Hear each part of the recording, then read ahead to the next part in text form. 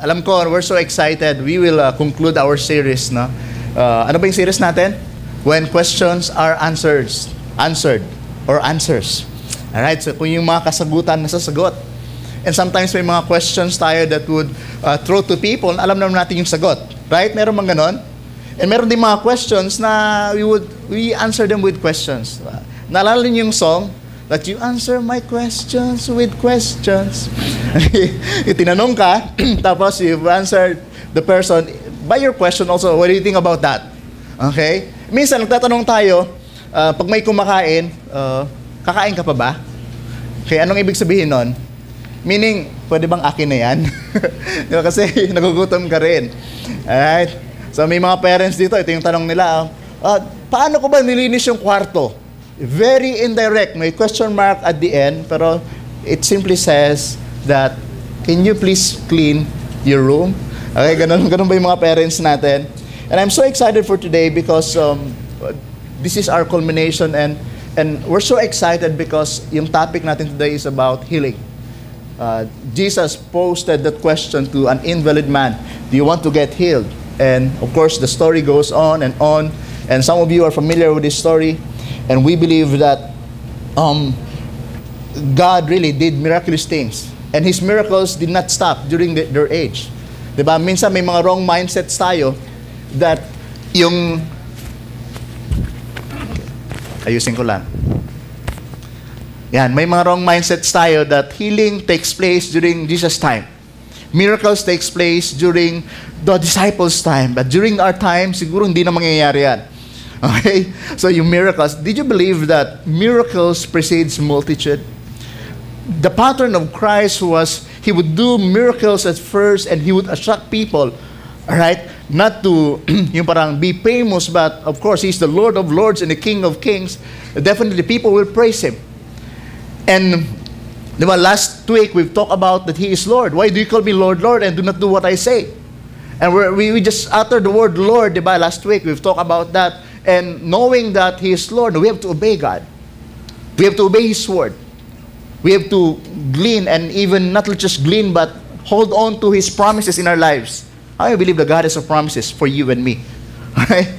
And I just I'm so in faith today that before we end this service today, this morning, that people will experience breakthroughs, especially those who are not feeling well. Now, I want to pose that question to all of us today. Okay, do you want to get well? Meron ba dito? If you're not feeling well, do you want to get well? Okay, now all of us, diba, as one point or the other, we have ailments. Sometimes may sipon tayo, sometimes may fever tayo.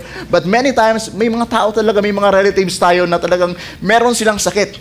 Na yung sakit nila is beyond our control. Of course, God bless us with doctors. There are provisions from the Lord. And God bless us with scientists, with chemists, with biologists who created medicine. Alright? And those are provisions of God. Hindi ibig sabihin na, okay, may sakit ka, tapos sabi ng doktor, huwag kang kumain ng lechon. Sarap pa naman yung lechon. Tapos kumain ka ng lechon. Well, di ba, if you're praying for good health and you're asking God for wellness, you pray also for discipline. When God says, okay, I want to heal you, of course, there's a partnership. Of course, God can do wonders, God can do miracles, but we have to cooperate to His will. Amen ba yun? Kasi ang sarap ng lechon. Kasi, pastor, ang sarap, I can't resist it. Every time na merong no sign, yun yung masarap. Because it's a temptation. Right? Sige, basahin po natin yung passage sa John. Okay, let me open my Bible. Alright, in John. Sige, let's read it. If you have your Bible with you, as we start, okay, let's read it from the book of John, chapter 5, verse 1 to 9. Can I ask everyone to please stand as we read the passage, the scripture? It says here in verse 1, okay, sometime later, Jesus went up to Jerusalem for the feast of the Jews. Now there is in Jerusalem near the sheep gate a pool, which in Aramaic is called Bethesda, and which is surrounded by 5 covered colonnades. One who was there had been an invalid for 38 years. Can you say invalid? Okay, for 38 years. When Jesus saw him lying there and learned that he had been in this condition for a long time, he asked him, do you want to get well? Okay, do you want to get well? Verse 7, Sir, the invalid replied, I have no one to help me in the pool when the water is stirred while I am trying to get in. Okay. Someone else goes down ahead of me. Then Jesus said to him, get up, pick up your mat, and walk. Verse 9, at once the man was cured. He picked up his mat and walked. The day on which this took place was a Sabbath. Lord, we thank you. Lord, we pray for your presence. Lord, we pray for your grace, Lord God, even as we minister healing today. In the name of Jesus, we pray. Amen and amen. All right. If there's one thing I want us to remember today, okay, of course, God is able and God is willing to heal everyone. But if there's one thing I'm meditating, Lord, for what reason you will heal a person? For what purpose you will heal somebody? For what reason you would do miraculous things? And I was meditating for a week, Lord, ano ba talaga ang dahilan? Why you want to heal us? And of course, God is able and willing to heal us. But there's one thing that really burning in my heart, that God, okay, it's for God's glory. For God's glory, we are healed. For God's glory, we are healed. That He will heal us not for our own glory, He will heal us for His glory, to elevate His name, to glorify Him, to bring us closer to Him. Tama ba yun? Alright? And when we minister healing to people, it's not about us, but it's about Jesus. Now, in this passage, makikita natin na there were several observations. I don't know if you've noticed. I've observed several, and I highlighted it. Okay, it's in my PowerPoint. No. Now, John 5, verse 6, sabi doon, if you can follow me. Verse 6, when Jesus saw him lying there and learned that he had been in this condition for a long time, he asked him, do you want to get well? Okay, do you want to get well? That's the first observation. Jesus asked question. He posted a question. And mind you, itong invalid person na to, he was invalid for 38 years. And I think, siguro for 30 years, he was there beside the pool. Because there was a belief that in that pool, no, people will be healed. May belief sila na there's a place of healing. Alright, tayo minsan ganun tayo, no? Super religious tayo, and we believe na, siguro mayroong place of healing. Minsan, di ba, sa labas ng Quiapo, mayroong daw maraming nagbebenta. Sir, healing po ito, pwede po ito. Di ba? Sir, pwede pong makahil sa marriage to. Magkabalikan kayong mag-asawa. O mag-boyfriend, girlfriend, magkabalikan. Mga ganong tipo, no? Yung doon sa labas lang ng church. Di ba? And people would offer healing. And then, when they healed, they claim that they're the one who healed that person. And of course, God, di ba, the devil can also operate in that aspect. Right? And at this point, itong invalid man was 38 years invalid. Ibig sabihin, paralyzed siya for 38 years. Imagine, do you know a person who was paralyzed for 38 years? Meron ba kayong kilala? And I believe that person would long to be healed. The very reason why that person was in that pool, because I believe gusto niyang mahil. But he cannot. Why? Wala siyang strength. He was invalid. But here comes Jesus asking a question to him. Do you want to get well? That's the first observation. Jesus himself knows everything. Kaya ano man yung nararamdaman natin ngayon, ano man yung sakit na meron tayo ngayon, ano man yung mga nararamdaman natin, no, kahit na hindi natin sabihin sa iba, God knows about it. Every single detail of it. Hindi ibig sabihin when Jesus asked question and posed question to this invalid man, hindi niya alam yung condition. Physically, andun siya nakahiga. Okay, alam ni Jesus, and of course, ultimately, God is God. He knows everything. God knows everything. Alright? God knows everything. And He would heal us for His glory alone. Now, a very good observation that sometimes, di ba, tayo, we're looking for a place of healing instead of the source of healing. And that people, I believe, during that time, kasi once a year daw, nag-steer yung pool. Ibig sabihin, umiikot yung pool. Kung sinong unang makatalon doon, and unang makaabot doon sa pool, and makaligo, mahihil. Yun yung belief nila. And that's their belief system. And then, every year, ang daming dumadayo doon. And some people, maybe, in that place, hindi lang yung invalid man. For some, they were comfortable of their sickness. Why? They're making money.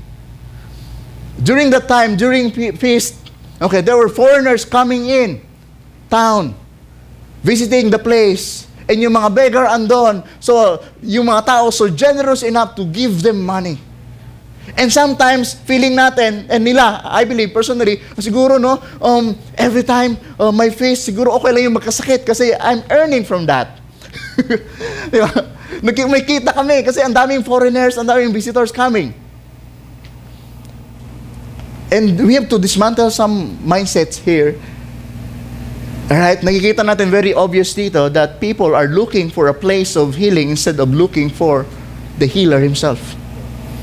Jesus is the only source of healing. Do you want to get well? If you want to rephrase that, yung do you want to get well? I will rephrase it in a longer version, in a message version. Sabi niya, do you want to get well to the real source of healing? Okay, do you want to get well to the real source of healing? Now, in John 4:43 and 54, may healing doon about the son of an official. I want you to read it. I want you to mark it in your notebook and read it. Kung titignan natin dito sa healing na to, every component was there. The official was so in faith that Jesus will heal him, and he knew that Jesus can heal his son, and they were in faith. So all the elements, we can see they're andun, fine, andun lahat because they have faith. But at this point, in this place of Bethesda, there is this one invalid man, alright, andun lang nakahiga, di makagalaw, hindi man lang niya kilala si Jesus. Okay, hindi niya kilala si Jesus. He was putting his faith dyan sa pool instead of the source and the real source of healing. Okay? Yun yung first observation doon. Jesus posted the question, do you want to get well?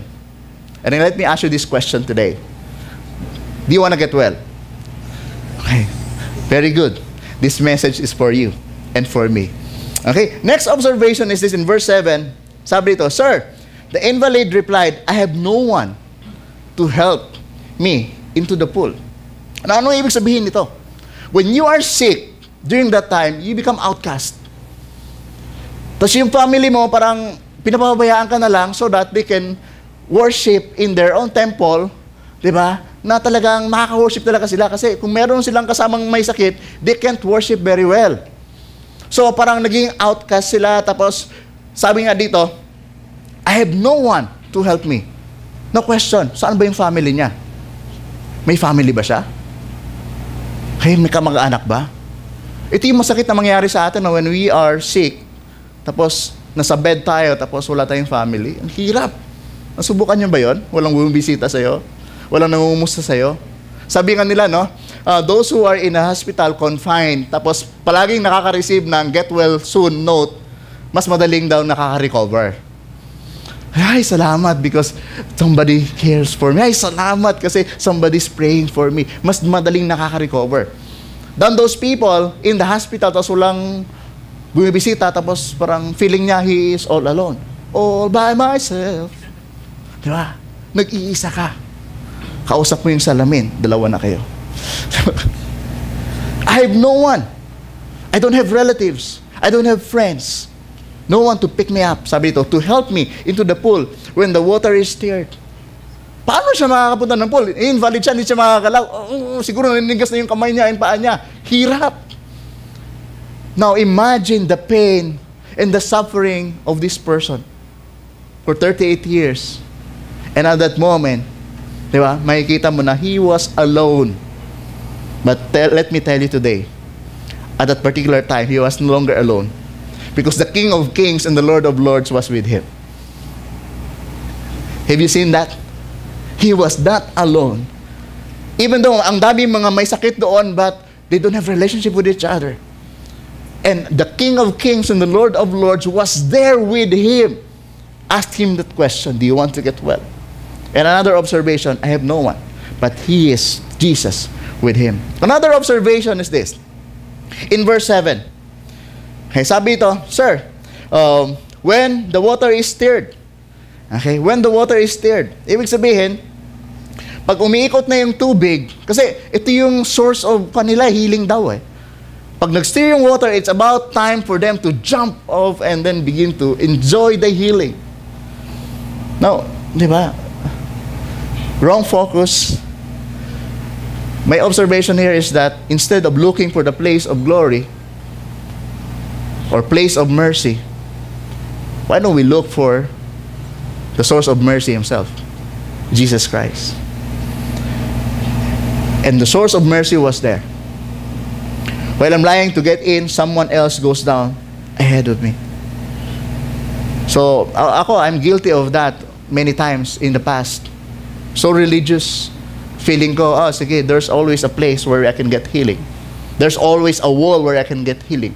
There's always, di ba, yung parang picture of na, Lord, pupunta ako doon, baka may heal ako.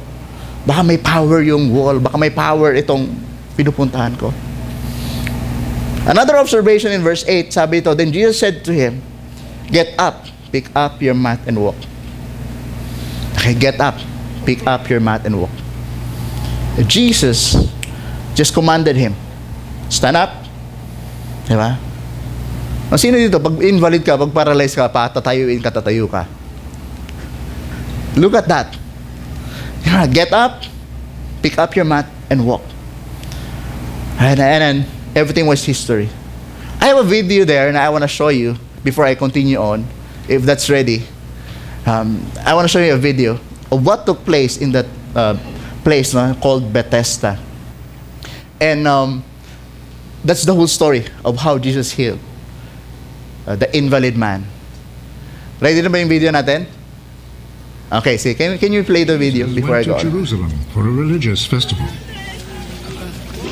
Near the sheep gate in Jerusalem there is a pool with 5 porches.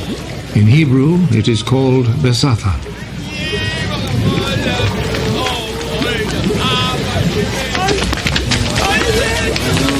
A large crowd of sick people were lying on the porches. The blind, the lame, and the paralyzed.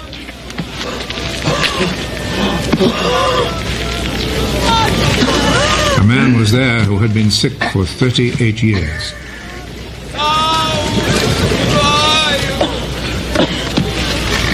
Jesus saw him lying there, and he knew that the man had been sick for such a long time.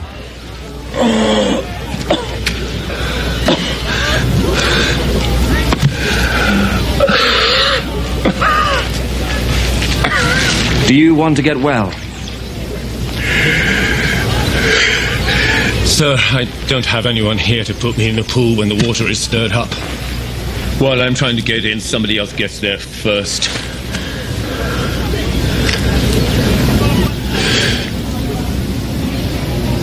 Get up. Pick up your mat and walk.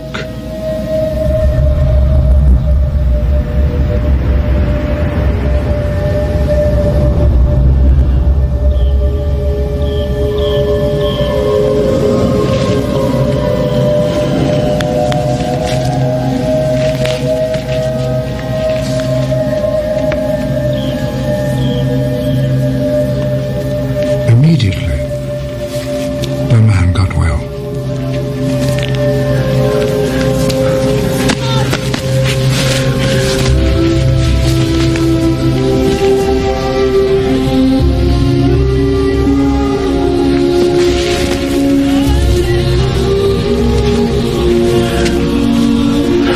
He picked up his mat and started walking.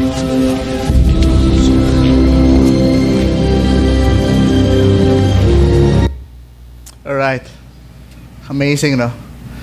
And as we look at the story in John, hindi man lang nakilala ng person kung sino yun. Nag-command sa kanya to get up, pick up your mat. But there was an occasion in verse 15 that Jesus saw, okay, this man around, walking. And nagugulat yung mga tao around him. And why Jesus is asking us to, do you want to get well? Bakit ba? 3 things that I have observed also in the passage. Right? Number 1 is this. Letter A is personal restoration. I believe God wants to restore the dignity of that invalid man. He was outcast for many years, for 38 years. Wala siyang ginagawa kundi andun lang nakahiga.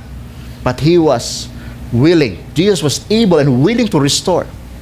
Okay? There's a personal restoration. Not just physical restoration, but overall restoration that God is giving us. It was just amazing that man, nothing is impossible with God.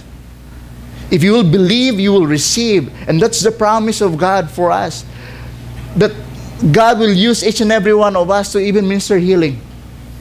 And God will use us as a vessel to restore some people. Para magkaroon sila ng personal restoration, but the glory belongs to God. But God will use each and every one of us. It's a personal restoration. As we look at verse 8, then Jesus said to him, "Get up, pick up your mat, and walk." He didn't experience walking for many years, for 30 years, but now here comes this man. Itong taong ito, lumalakad na. Siguro palakad-lakad na dun sa paseo. Diba? Kain na ng halo-halo. Tapos kain ng barbecue. Lahat ng gusto niyang gawin. Jogging sa grandstand. Sana, as soon as possible, pwede na. Diba? Diba? Pasunan ka. Diba? And ginawa niya lahat-lahat. Sino ba dito, no? If you are paralyzed for many years, anong gagawin mo? Grabe. Diba? Talagang grabe yung experience. Siguro this person was really enjoying and the joy in his heart. There was a personal restoration. Yung dignity niya na nabalik sa kanya, that he can do a job, he can go visit to his relatives. Kung meron mang relatives, siguro magugulat yung relatives. But ito yung nangyari in verse 15. Right? That there's this one person, and later he found out that it was Jesus who healed him. Okay, personal restoration. I believe God wants to restore us. How many of you here, you're not feeling well? How many of you have relatives na merong sakit? Na for many years, gastos ng gastos ka. How many of you here, meron kang anak, o, di ba, nagkakasakit? Andito ka, meron kang back pain. Andito ka, you have a problem of your blood, high blood ka palagi. Di ba, yung heart mo nagpapalpitate. God wants to heal you for His glory and honor. Second, is that restoration to the community. Hindi lang personal, pero you will be restored to the community. Ibig sabihin, di ba, makikita ka na, wow, you're back. Paano nangyari yan? In John 5, sabi dito, in verse 14, later Jesus found him at the temple and said to him, "See, you are well." Okay? Wala lang yung title doon, but see, you are well. Again.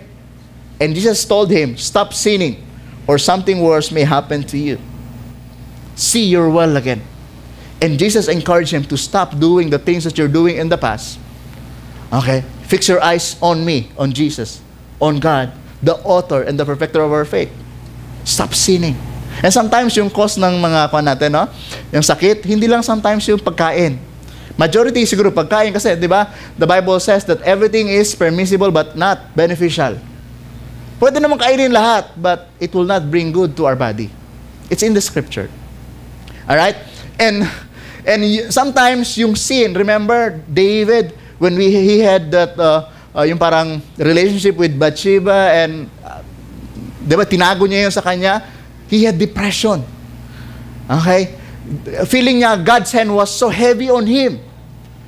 And when he came out to the open, parang there was a release. And sometimes sin is a cause of a disease in us. But God wants us to be restored. Merong restoration in the community. Na makikita ka ng mga tao na naglalakad, you're well, and you will become a testimony, and you will highlight the name of Jesus because He is the King of Kings and the source of all healing. Restoration to the community. And thirdly, not just restoration, but of course, restoration to God. That's the ultimate. In verse 15, sabi dito, then the man went away and told the Jewish leader that it was Jesus who had made him well. It was Jesus who had made him well. We've learned several stories. We've known several stories of healing. There's this one boy, no, attending our victory group every Saturday. One time, lumobo talaga yung bata. Tapos sabi ko sa parents, anong meron? Kasi hindi pa nila niya alam, pero sige, pag-pray natin. So pinag-pray, somebody prayed also with us, and we just bank on the power of Jesus. Lord, please heal this little boy. Namamagana yung bata eh. And then, they consulted the doctor. After a while, sabi ng doctor, yung kidney niya namamaga. Wow. The following Saturday, andun ulit yung bata. We just lay hands on him. A very simple prayer in faith. Lord, please heal this boy. Ang pangalan tatay niya, boy din. After a week, they found out na, alright, dahan-dahan bumababa yung maga ng kidney. And the father recognized na it's really about the prayers. And more than the prayers, it's all about Jesus. Diba? We don't highlight prayers, but we highlight Jesus because He was the one who healed that. And God can use all of us. And God can use also that paralytic if God's will to minister healing to everyone. Because healing is not just for those select few who can minister healing. As long as you have Christ in your life, you have the Holy Spirit in you. And the Bible says, that Jesus says, that you can even do greater things than I. Even as you lay hands on the sick people, they will get well. Why? It's not about you. It's not about your presence, but it's the presence of God. But it's about the Holy Spirit residing in you. The Bible says that He will never leave you. No pressure on us, but we cannot pressure Jesus. It's His will. Diba? To heal everyone. God's will is for us to trust in Him. The very goal of healing is to bring us back closer to Jesus. Pag na-heal tayo, tapos it will bring us afar from Him. There's something wrong with that. And I would always say na, no, you know what? Healing always points to Jesus, not to the person. Healing always points to the King of Kings, not to those who minister healing. As we do that, as we pray in faith, okay, there will be restoration to God. Yung healing na binibigay ni Lord, hindi lang po yung healing about curing us from our illness and diseases. Yung healing na sinasabi dito is that this is the healing, no? Yung mental, yung emotional, yung spiritual, all aspect of our life, hini-heal ni Lord. There's this one person, she received a call, one lady. It was just in the article posted in the internet, and sabi doon about healing. And he received that call. And then, ang tumawag is the wife of the person who had cancer. So tumawag yung wife, sabi niya, remember, this is my name, and remember, you've laid hands on my husband who had cancer. Kinabahan yung babae, who had cancer. Ibig sabihin, ano kaya nangyari? Dalawa lang, na-heal or... Tapos habang nagkakwentuhan sila sa telepono, sabi ng asawa, you know what? He passed away. Tapos sad talaga yung babae. Oh no, what happened? Pero they're still conversing in the phone. Tapos, but the wife was so excited. You know what? Don't get sad. Because at that very moment that you laid hands on my husband, diba? For several days, we were so happy. And that's the happiest moment of our lives. We prayed together. Alright, we dined together, we laughed, and that my husband said that it was my happiest day of my life. I was not cured, sabi niya, but I'm healed. Okay, healing is not just curing you from your disease, but healing, there's a big aspect of healing. It's not just, nahil ako, but the bigger spirit and bigger picture of what healing, spiritual healing. And the wife was so happy because his husband accepted the Lord as his Lord and Savior. And the wife was so happy because his husband is in heaven. Alright? Restoration to God. In 1 Peter 2:24, can I ask the worship team to please come up? He Himself bore our sins in His body on the cross, so that we might die to sin and live for righteousness. By His wounds you've been healed. Okay, as we look at this passage, it all points to Jesus. You know what happened? Okay, on the cross 2,000 years ago, He bore every sickness and disease. That's why as we approach Him for healing, okay, it takes faith. Sabi nga doon, even though you have faith as small as a mustard seed, you can say to this mountain, move, and it shall move. Remember the invalid man? Hindi niya kilala si Jesus. Wala siyang relationship kay Jesus at that point. Hindi niya kilala. But Jesus approached him. Do you want to get well? Yes. Pero yung sagot niya, hindi yes, I want to get well. Pero yung sagot na yes, but nobody, di ba, is with me who could bring me to the pool. Look at that person. But despite of that, by the grace of God, He healed that invalid man. Pick up, stand up, pick up your mat. It's the amazing love of God that we can trust in Him for healing, because God is able, because it is for His glory that we are healed. It is for His glory to highlight His kingship and to highlight His lordship over our lives.